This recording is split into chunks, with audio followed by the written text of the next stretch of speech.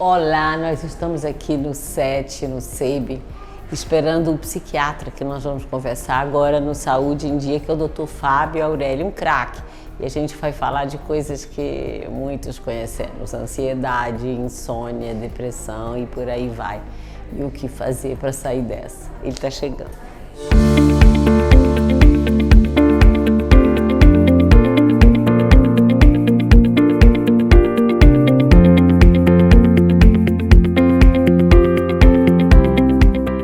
Como eu disse, Dr. Fábio Aurélio, que é um nome aqui em Brasília e nesse país todo, e a gente vai ter a chance de conversar com ele. É uma chance, é uma oportunidade. Eu estou assim com 500 mil perguntas para fazer. Que bom lhe rever.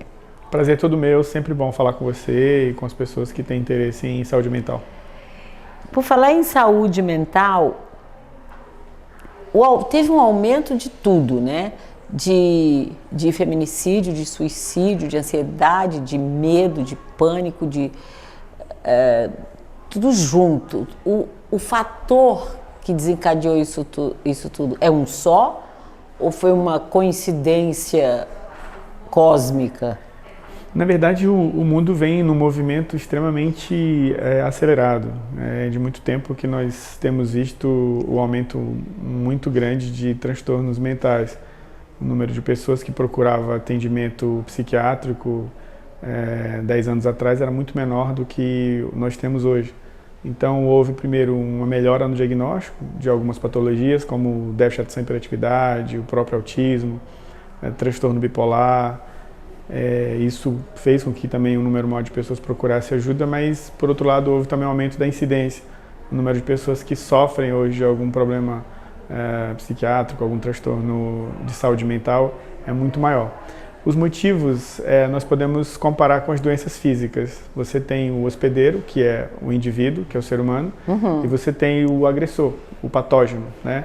Se nós fôssemos comparar uma infecção, por exemplo, viral, você tem um vírus e você tem a pessoa que adquire uma virose. Se esse hospedeiro ele está mais enfraquecido, não se alimenta bem, ele tem um organismo que não tem uma capacidade de defesa, um sistema imunológico muito bom, ele acaba ficando mais vulnerável a essa infecção viral. Por outro lado, se esse vírus é de uma cepa, né, de uma virulência maior, ele é mais agressivo, ele também pode provocar danos muito maiores e ele pode ser também de alta transmissibilidade, digamos assim. Se nós transpusermos para a psiquiatria, para a saúde mental, nós vamos ter também um ser humano um pouco mais enfraquecido do ponto de vista mental e emocional. Nós sabemos que hoje a sociedade é extremamente competitiva, a infância acaba sendo muito bombardeada por algumas questões emocionais e até de competição. As crianças brincam menos, elas jogam mais, elas competem mais. Então a brincadeira, o lúdico ficou muito reduzido. Nós temos também uma desestrutura muito grande do ponto de vista social, familiar. A família ficou muito complicada porque os pais acabam não tendo tanto tempo para acompanhar o crescimento e principalmente a educação dos filhos e dar uma proteção afetiva e emocional. Então, questões como essas, né? Nós tivemos algumas dificuldades com questões religiosas, a própria escola também ficou muito prejudicada e muito confusa em saber qual é o papel, porque às vezes parte do papel familiar é transferido para a escola não consegue cumprir logicamente essa função e fica numa situação extremamente delicada. Então, esses fatores são fatores que, digamos assim, enfraqueceriam. Nós temos hoje uma geração neném, que nem trabalha, que nem estuda, que só aumenta. Nós temos pessoas que chegam hoje na sociedade, a família não tem colocado indivíduos, digamos assim, do ponto de vista emocional, adultos. Tem idade cronológica de um adulto, tem porte físico de um adulto. Tem maturidade. A inteligência emocional, a sabedoria emocional, digamos assim, ela tem ficado muito aquém daquilo que se espera para determinadas faixas etárias, para que se lide com a vida, com os problemas, para que se receba não, se consiga lidar com a frustração e com o convívio em sociedade, né? Então, algumas pessoas elas não conseguem transpor para a sociedade de forma adequada a relação interpessoal saudável. Isso gera muito atrito, gera muito conflito e consequentemente, muitos transtornos psiquiátricos. Então, isso enfraquece o hospedeiro, digamos assim, o ser humano. Então, nós temos, digamos, do ponto de vista físico, nós temos um sistema imunológico e, digamos que o nosso sistema humanológico, do ponto de vista humano, nós somos um pouco mais frágeis hoje. E para essa fragilidade, na sua opinião, aí aumenta o consumo de remédio, o consumo de droga, a agressividade, a tolerância quase zero, a infelicidade, uma tristeza. A impressão que eu tenho, assim, que eu converso com as pessoas, elas estão sem esperança, como se fosse sem esperança. Além de perguntar se isso tudo causa esse tipo de busca, né, as drogas cada vez mais, o álcool cada vez mais utilizado, e na sequência eu pergunto se a situação, nós tivemos até agora, estamos vivendo, acho que nem o ápice ainda, mas essa questão do fanatismo político, essa polarização criada, eu sou o bem, você é o mal, eu vou trazer o bem, você é o diabo, junto com igrejas, isso tudo soma a essa busca por fuga, e aí usando ainda a fuga, o suicídio. Tudo que você falou, Mônica, se conecta a uma coisa muito simples, que tem desdobramentos complexos, que é o contato com a realidade. Quando nós somos crianças, na nossa infância, tudo é muito lúdico. O mundo é um mundo de fantasia, um mundo de ilusão. Acreditamos no Papai Noel, na princesa, né, no príncipe encantado, etc. e tal. Com a idade e com a maturidade, a evolução de maturação normal, nós desenvolvemos alguns mecanismos de defesa para proteger-nos do sofrimento e das dores ligadas ao contato com a realidade. Então, uma criança, normalmente o mecanismo de defesa do ego, ou seja, de si própria emocionalmente, é a negação. Então, se eu simplesmente fechar os meus olhos e não vir mais você, é como se você não existisse. Se eu esconder aqui o meu celular e ele não estiver no meu campo de visão, eu posso falar para mim que ele não existe. Só que ele vai tocar e vai vibrar, eu vou sentir a presença dele e pelo ouvir eu vou perceber que ele está tocando.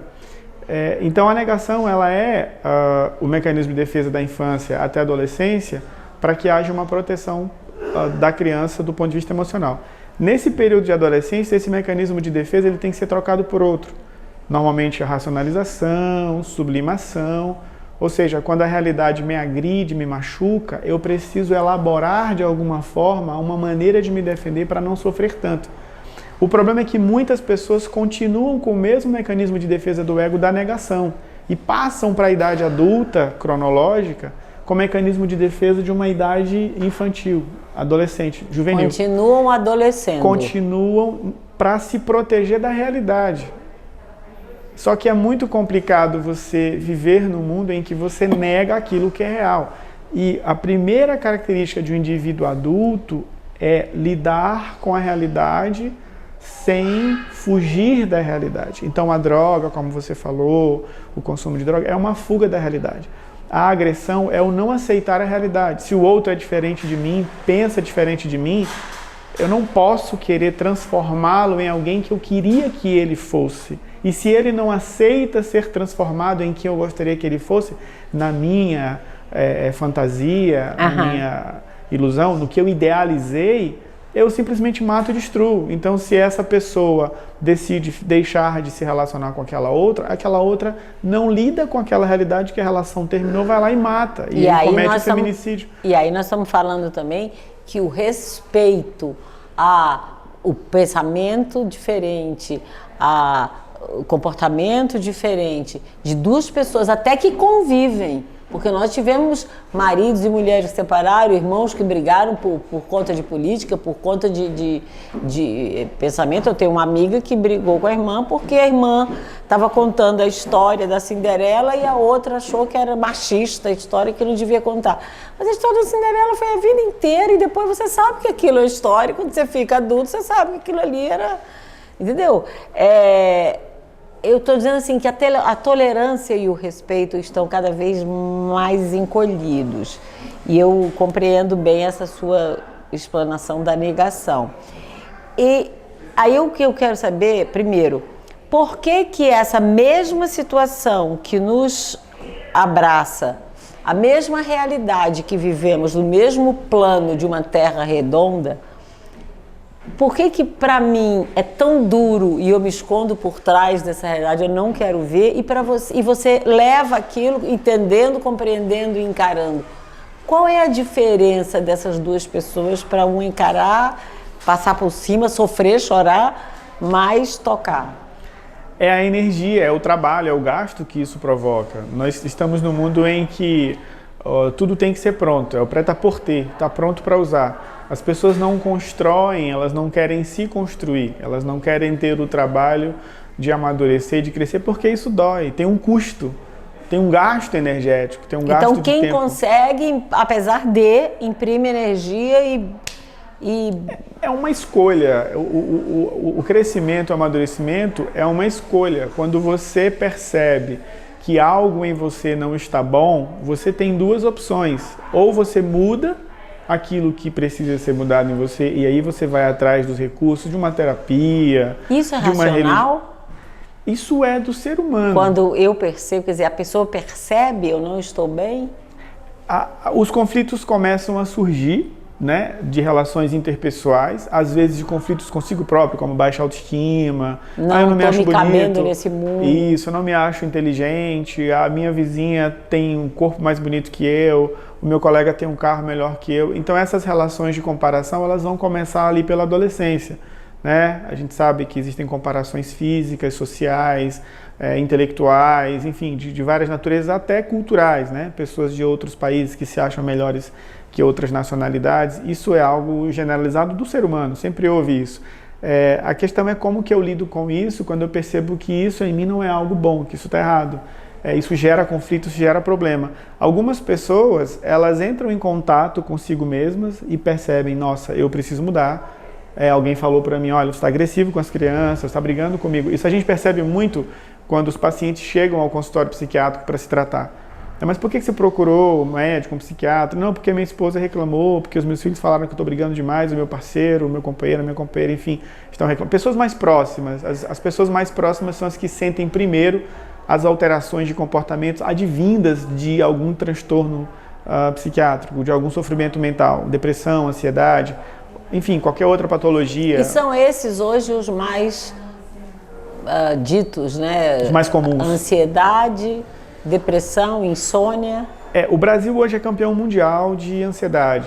O relatório da Organização Mundial de Saúde, que foi liberado em 2017, que compreende o período de 2005 a 2015, coloca o Brasil como o primeiro país do mundo com o maior número de ansiosos. E qual é o perfil? Como é que você diagnostica que eu estou ansiosa? A ansiedade, ela é até certo ponto normal e natural, porque a ansiedade ela faz com que nós sejamos produtivos.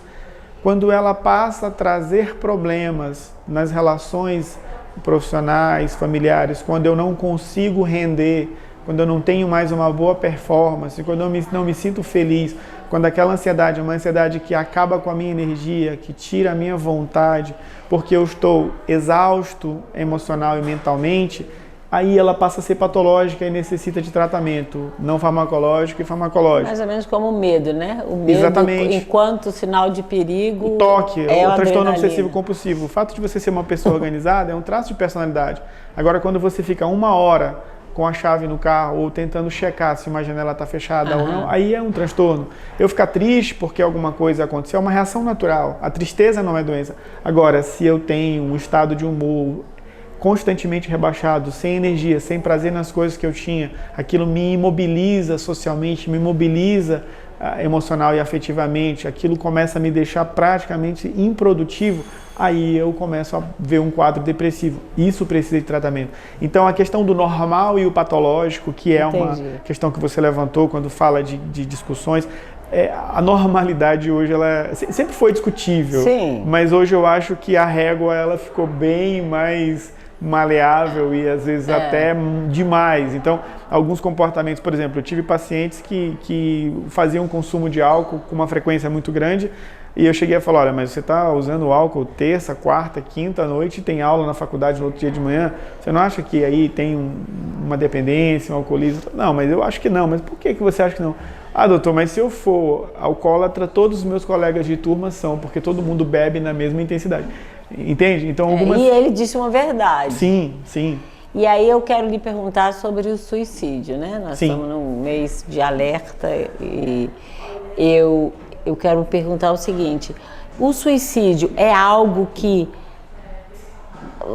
vou usar o termo banal, já vem no DNA, há uma propensão, ou são as circunstâncias que vão criando esse sentimento até haver uma desistência? Na verdade, o suicídio ele não tem uma característica genética. Ele é mais comum como consequência de algumas doenças, como, por exemplo, o transtorno afetivo bipolar, a depressão bipolar, a esquizofrenia, a dependência química, os transtornos de personalidade, como, por exemplo, o transtorno de personalidade borderline, narcisista. Então, algumas doenças mentais, alguns transtornos psiquiátricos, eles têm uma, digamos assim, uma influência, eles elevam o risco de suicídio para essa população. Algumas dessas doenças, como a bipolaridade e a esquizofrenia, têm um caráter genético, mas não o suicídio. O suicídio pode ser consequência dessas doenças que recebem uma influência genética, mas não existe uma influência genética específica para o suicídio. Entendi. Tanto que a dependência química, por exemplo, é algo que uma pessoa pode desenvolver, mesmo que nunca haja nenhuma pessoa na família com dependência química. Né? Pode ser de uma bipolaridade, enfim, mas não há ainda registro de que o suicídio tem uma raiz genética. Entendi. Para finalizar, a grande polêmica do canabidiol. O canabidiol hoje, na saúde mental, está sendo usado para que tipo de patologia? É importante explicar para as pessoas que no corpo humano existem receptores para canabinoides, chamado sistema endocannabinoide. Nós produzimos endocannabinoides, como, por exemplo, nós temos receptores CB1, nós temos receptores CB2, e esses receptores têm substâncias endógenas, que são endocannabinoides, que agem e que produzem sensação, por exemplo, de melhora da ansiedade e de melhora do sono, através de produção de substâncias como adenosina, ou de bloqueio também de receptor 5-HT1A, que é um receptor específico para a ansiedade, né? Então, um desses endocannabinoides chama anandamida. E o canabidiol, por exemplo, ele, dentro do nosso organismo, ele não age diretamente no receptor CB1 e CB2. Ele aumenta a concentração do nosso endocannabinoide e faz com que ele haja. Anandamida vem de uma palavra do sânscrito que significa satisfação, felicidade, tranquilidade, alegria. Então, essa sensação de bem-estar, ela é provocada pela anandamida que está no nosso organismo, mas que é aumentada a produção por influência e por ação do canabidiol. Então, principalmente na ansiedade, na insônia, e em alguns casos de transtornos do humor. E aí, obviamente, com um especialista, um psiquiatra. Sim, que tenha conhecimento, que tenha Eu quero, para experiência. finalizar, que você me diga o seguinte: vendo isso tudo, recebendo esses pacientes todos, vendo o mundo da forma real, quando você chega em casa, você olha no espelho, você diz o quê? Eu estou feliz porque eu ajudei alguém hoje a melhorar a vida. Eu acho que a escolha de ser médico é melhorar a vida das pessoas, e de ser psiquiatra é melhorar a vida da alma das pessoas. Eu acho que o médico que trabalha com o corpo, ele ajuda o corpo, ele pode tirar um paciente de uma parada cardiorrespiratória, ele reanima no pronto-socorro, e nós da psiquiatria nós reanimamos para a vida. Eu tenho um amigo que pergunta se eu acredito em espiritismo e reencarnação. Eu falo que eu acredito em reencarnação na mesma vida. Porque algumas pessoas que chegam ao consultório chegam mortas num certo sentido, ou não querendo mais viver. E nós conseguimos ajudar muita gente a retomar um caminho, a retomar uma perspectiva. E eu tenho pacientes que eu olho, quem eu acompanho já há alguns anos, e é extremamente satisfatório. Eu acho que é uma luta, é uma batalha que todo dia no final sempre vale a pena, porque nós vemos que algumas pessoas não estariam mais no mundo se nós não estivéssemos encontrado no meio do caminho, e existem pedras no meio do caminho, mas existem pessoas para ajudar a lidar com as pedras no meio do caminho. Eu acho que é verdade, a gente renasce nessa mesma vida. Eu gosto dessa ideia. Pois é, o tempo mais do que acabou, infelizmente, mas a gente conversa outras vezes. Fábio, Aurélio, que felicidade, obrigada. Prazer todo meu, sempre bom. Que a gente continue se encontrando, apesar de tudo, e que bom que tem isso tudo. Com certeza. Obrigada. Obrigado a você. Grande Valeu, abraço. gente. Obrigado a todos.